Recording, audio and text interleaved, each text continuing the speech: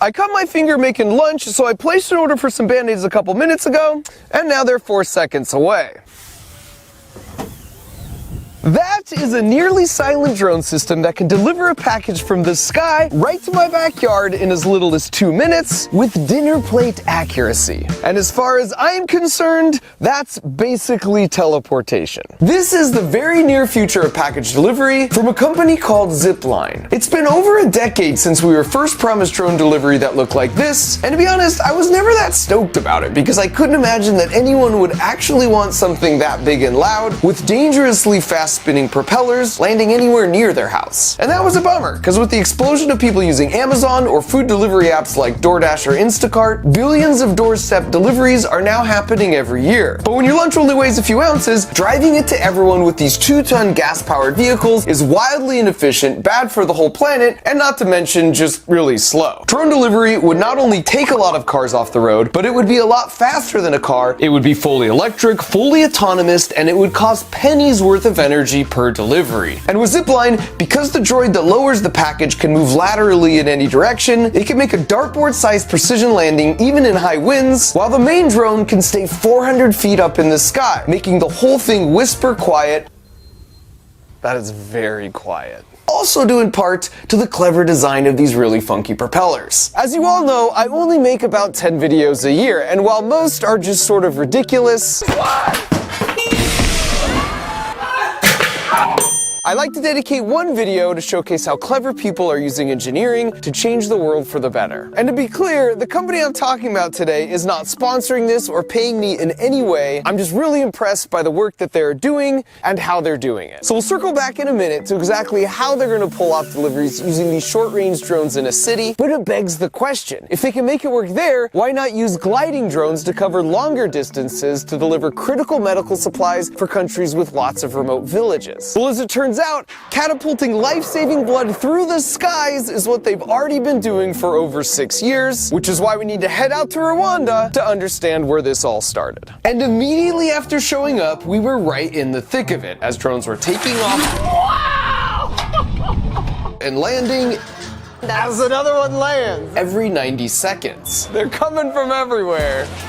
And as a newcomer, it felt a bit chaotic, but if you're gonna rack up 40 million miles worth of drone flights, your team needs to be operating with the efficiency of an F1 pit crew, so here's a crash course on how it all works. It all starts with an order coming in from a doctor at a hospital, say for example for an emergency supply of blood. Then once it's all packed up, it gets passed out to be placed in the belly of the drone, and then the whole thing is placed on the launcher. At that point, they attach the wings, then secure the battery, followed by the nose cone. Then after some pre-flight safety checks, they launch the drone, all within 90 seconds of the order coming in. The catapult launcher takes the drone from 0 to 65 miles an hour in a third of a second, which is literally less time than it takes you to blink. And it's a pretty clever design too, because it means the drone immediately starts at its cruising speed, where it takes much less energy to stay airborne. Then once it's in the air, cruising at 70 miles per hour, it navigates its way to the hospital, and upon arriving, opens the trap door to drop the package, which lands safely using a parachute. Having now completed the mission, it continues making all its own decisions to autonomously navigate back home from as far away as 150 miles round trip. Then taking inspiration from an aircraft carrier, as the drone approaches, the military-grade GPS broadcasts its position within 1 centimeter, so these two poles know exactly when to swing up at the last possible moment,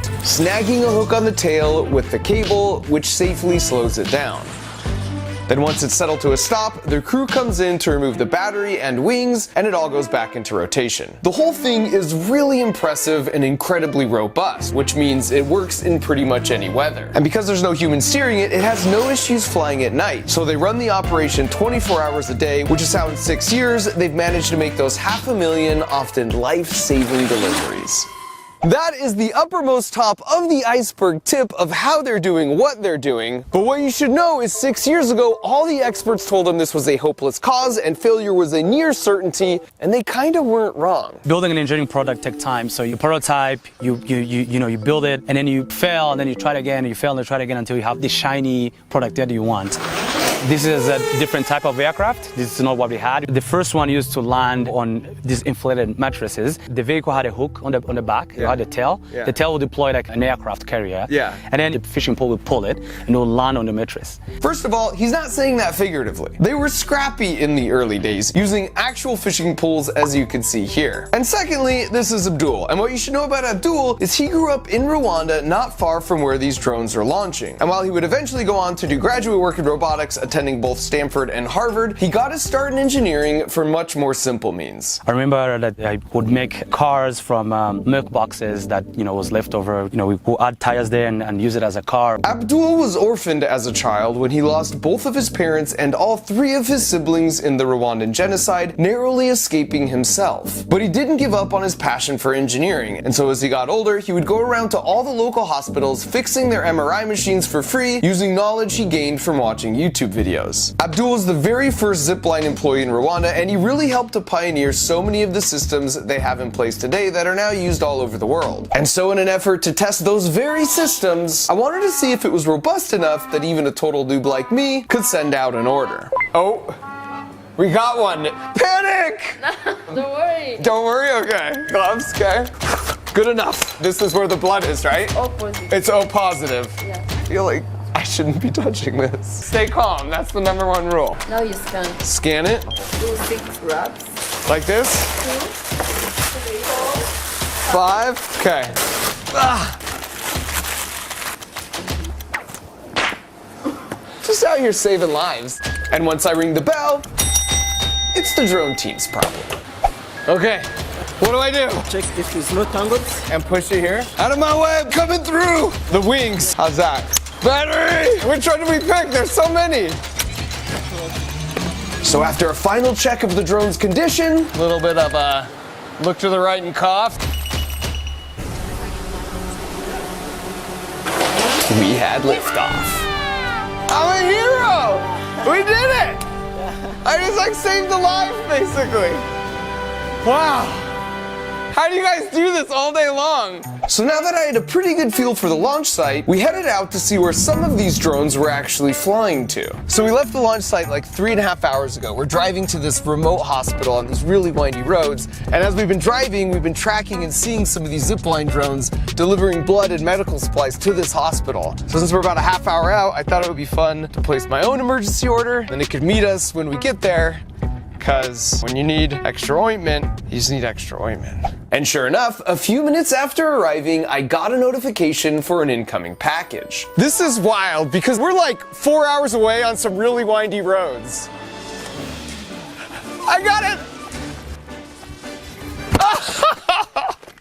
Close, so close. And so after opening the package and checking their handiwork, I asked if I could speak to a few of the doctors. When's the last time you delivered a baby? In a few minutes ago. A few minutes? That's pretty fresh.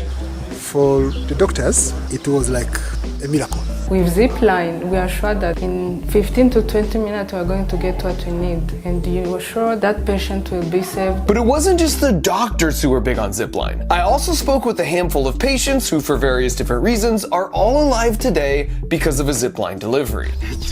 Every time when I see the drones around, I just think that someone's life is going to be saved. And that's kind of true, because their drones have reduced in-hospital maternal mortality by 88%. Zipline has 2 launch sites that give them coverage for pretty much anywhere in Rwanda, but they also have operations running in all of these countries. And while they serve 3,000 hospitals globally today, that number will be 10,000 by the end of the year. Alright, so we've covered their long-range country delivery drones, which means we've now got the context to talk about their short-range city delivery drones. But first, I just have to interject here and say I was blown away by Rwanda as a country. I mean, right out of the gate, their stoplights are really cool because they're just countdowns till the light turns green. They can balance and carry pretty much anything on their heads, and there's motorcycle taxis everywhere. And given that when in Rwanda, you do as the Rwandans do, whenever possible, that's how we got around ourselves. What a freaking boost. Everyone was also super friendly everywhere we went. Well, not everyone, because if you stop to play soccer with some random kids, am I good? Am I good? Just know they're not gonna take it easy on you. Besides the fact that Messi seems to like it, before traveling there, the only real thing I knew about Rwanda was the Rwandan genocide that took place about 30 years ago. And while there are still plenty of battle scars, as horrific as that was, it sort of galvanized the country into a period of healing and solidarity as a single Rwandan people instead of divisive ethnic groups. For example, on the last Saturday of the month, literally everyone spends the day picking up trash and volunteering in their local communities. And that's one of the reasons you hardly see litter anywhere. The other one being 15 years ago, they were one of the first countries to ban all single-use plastics. There was just a pervasive optimism in the air. Everyone was moving with the purpose everywhere we went. Not just working hard, but working smart with their resources on hand. Yeah, buddy! Including their improvised soccer balls. For over a decade, attending school up to age 16 has been both mandatory and free, and when you combine that with leapfrogging to new technologies like drone delivery, for the last decade, their economy has been growing at 4 times the rate of the US economy, while their violent crime rate has been 15 times less than the US. And finally, the most awe-inducing part of the whole trip was when I hiked to see an entire family of mountain gorillas up close in the wild, which was equal parts adorable and terrifying. I think he's looking at me. Mountain gorillas only exist in these 2 tiny red regions, and while there's only 1,000 left in the world, I got to just chill with 20 of them. They're critically endangered, but thanks to Rwandan conservation efforts funded by people paying for brief visits like this, their numbers have climbed by 200 over the past decade. All that's to say that besides of course my own country, Rwanda is my new second favorite country. We got this. And next time I go back, I'm bringing a bunch of soccer balls, Oh, yes! which I will give away to any kid who just promises not to embarrass me. Okay, so now let's talk a little bit more about these new short-range city drones. Because for the 4 billion doorstep deliveries that will happen this year in the US, and that number doesn't even include Amazon, by the way, why not at least try and take some of those slow-moving, traffic-causing, 2-ton gas-guzzling cars off the road in exchange for a much faster delivery that's also electric, autonomous, really quiet, and zero emissions. And while their solution of dropping down a droid that could perfectly control its landing from super high up seemed promising and way better than something like this that had been proposed before, when they first told me about it, I had 2 main questions. 1, how loud and disruptive are they? Because the last thing we want are annoying drones buzzing by our rooftops all day. And 2, how safe are they? Because the other last thing we want is for those same annoying drones to start falling down on us from the sky. I also had a bonus 3rd question around how a business is even supposed to load in their items for delivery. And so in a search for answers, I went right to their headquarters, not that far down the road from where I live. And the first thing you notice in the lobby is this really cool projection that not only shows the total number of flights they've flown, now at over 500,000, but it also shows all the long-range drones they have in the air at that exact moment, delivering those critical medical supplies all around the world. And this isn't now just where they design and build all their drones, it's also where they do a lot of their testing. And they test pretty much everything in every way possible before getting it out to the field as quickly as possible. And according to their CEO Keller, this is something they discovered early on. Our key insight was we were dumb. And we basically always assumed we were dumb, and for that reason, when we designed things, we got them into the real world super fast and learned by serving real people. And you learn so much that you can't learn in a lab or in an ivory tower. And so before we actually hear just how quiet these things are, I just want to echo that all the best engineers I've ever known have had that same level of humility, knowing there's no better way to learn than to test and to break stuff. That's why I named the toy company I started that has the express goal of teaching kids to think like engineers, Crunch Labs. It's because things are supposed to crunch and to break and to fail along the way, and so if I could get them to do more than just passively watch a video, by building something alongside me while we talk about the physics of what's going on, then I know the principles will really sink in. Yes. So if you want to have a ton of fun while building up that resiliency in your brain like a muscle, just head to crunchlabs.com or use the link in the video description. Alright, so to answer my first question on the noise level, I'll just show you my actual reaction to the first time I heard it. I mean, I hear something. I cannot believe that's airborne. Are you serious? And I just wish there was a better way to convey this on video, but here's my best attempt. You'll first hear a leaf blower, then a typical hobby drone that weighs 1 pound, then their drone that weighs 50 pounds. And of course, I've kept the audio levels completely untouched for all 3.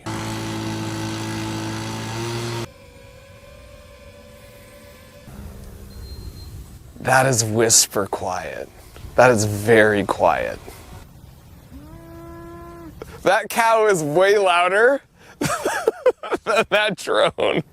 I bet the mic picked up that cow. And this test was incredibly surprising to me because I sort of just assumed the weight of a thing would exactly determine how loud the propellers will end up being to keep that thing in the air. But it turns out that's not actually true even if you just look at nature. Pigeons, for example, sound like this. But with owls, there's an evolutionary pressure to be as quiet as possible, and as a result, their flight sounds like this.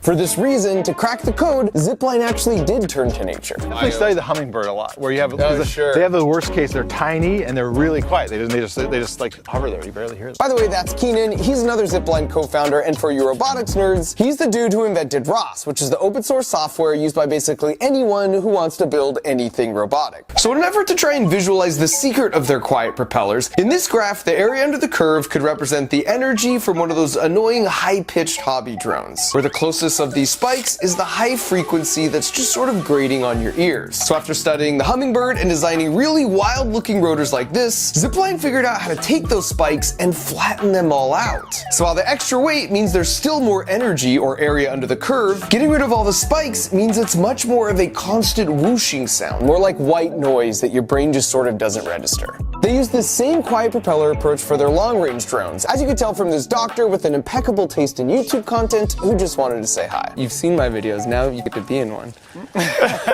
Have you seen the planes fly over and deliver the supplies here? I have not yet seen one come and deposit something here. That's amazing. There was just 15 deliveries in the last hour. They're really quiet. If I would have heard it, I would have, gone to see it. For my second question regarding safety, just like when sending something to Mars, all their critical systems have backups on board. In engineering, we call this redundancy, and they even demonstrated for us how if one propeller stops working, it could still fly due in part to the large back propeller that picks up the slack. And that back propeller is pretty clever, by the way, because it's what propels the drone forward as it moves across town, but then it turns down 90 degrees to help steer and create extra lift while it's stationary and dropping down the droid. In addition to the redundancy, a whole aircraft parachute is automatically deployed if there is a problem that's sensed, or if the drone just loses power altogether. And because of their painstaking engineering efforts, it's worth noting in the 6 years they've been operating for those 500,000 flights, they've had exactly 0 incidents causing any injury. As for my third bonus question around how the drones get loaded up, in the most simple case, something like a grocery store could reserve some parking spots as a loading zone. Or as one of the Zipline engineers told me, you can take a window from your local pharmacy and turn it into this portal. So the droid would come down the chute, then some ASAP items like these would get loaded inside, then it goes back up the chute, into the drone, and off for delivery. For healthcare, if you were really sick and say on a 15-minute video call with your doctor, by the time the call was ending, your medications could be on your back porch so you don't have to leave your house. You could also imagine how this could work with a distribution center or a large retail store. More than 90% of people in the US live within 10 miles of a large retail store, and Zipline drones conveniently can make a 10-mile round trip while carrying up to 8 pounds. An additional win for the planet here is you don't need to use all the cardboard to box it up because it doesn't have to survive being shipped out on a big truck. But this isn't just for big stores. Your favorite local shop or restaurant can now more easily afford to send a thing to your door, but at an ostensibly much lower cost than a person driving a 3,000-pound car to drop it off. And as soon as by the end of this year, customers such as Sweet Green will start delivering salads straight to your backyard. And not having packages left on front porches is the worst news to hit the porch pirate community since the invention of the glitter bomb. Oh, you Alright, we get it, okay. Alright, so if your mind isn't already blown, let me try one final time by planting a seed for something we might see much further in the future. And to be clear, this is not at all from Zipline. It's just an idea that won't leave my head after seeing all this, because it stands to reason if the system can work for packages, it should be able to work for humans, right? In other words, imagine a bigger drone, let's say it's an ambulance, with more powerful but equally quiet propellers parked so high up in the sky you can hardly see it. Then it lowers the entire cockpit like the droid, which could quietly touch down in your driveway. So you hop in or they put you in on the ground, then it reels you in so you can glide above roads and traffic straight to your destination, only to be dropped off safely in the same manner. Alright, so finally, I just want to wrap up with the coolest part of all of this by far. The whole time we were there, kids would be lined up at the fence to watch the drones be launched and captured over and over. In fact, one kid came up specifically wanting to show Abdul what he built completely on his own. And in that moment, it was impossible not to compare the complexity of this build to the simple milk carton version Abdul grew up making. Because here you have Abdul, who bears a scar on his head from the same machete that killed his entire family as a child, not only using his engineering knowledge to save the lives of his people, but more importantly, to inspire the next generation of problem solvers to dream even bigger. It's the type of thing that leaves you feeling a little bit of that contagious Rwandan optimism for the future and the incredible potential of us mere humans. In the future, your Crunch Labs box just might come from the sky. And the best part of Abdul's story is how, using the superpower of engineering, they literally willed something into existence that is now saving lives. And as it says on the box, my goal with Crunch Labs is to help you think like an engineer. That means you know how to think critically and break a problem down into manageable steps. Thinking like an engineer makes you a better soccer player or piano practicer or math studier because you're resilient. And just like Abdul, you know the importance of failing a bunch before you finally hit that breakthrough. So the way it works is every month a really fun toy comes in a box like this, and when you open it, there's a link to a video where you not only build it alongside me, but I teach you all the juicy physics principles behind how the toy works. And the best part of all is each month we randomly select one box to slip in a platinum ticket, and if it happens to be your box, Oh my gosh! Oh my god! then you're coming out right here to Crunch Labs to design with me and my team for a day. So if you want to unlock the superpower of learning to create and build whatever you could dream up, use the link in the video description or go to crunchlabs.com and order your Build Box subscription today. Thanks for watching.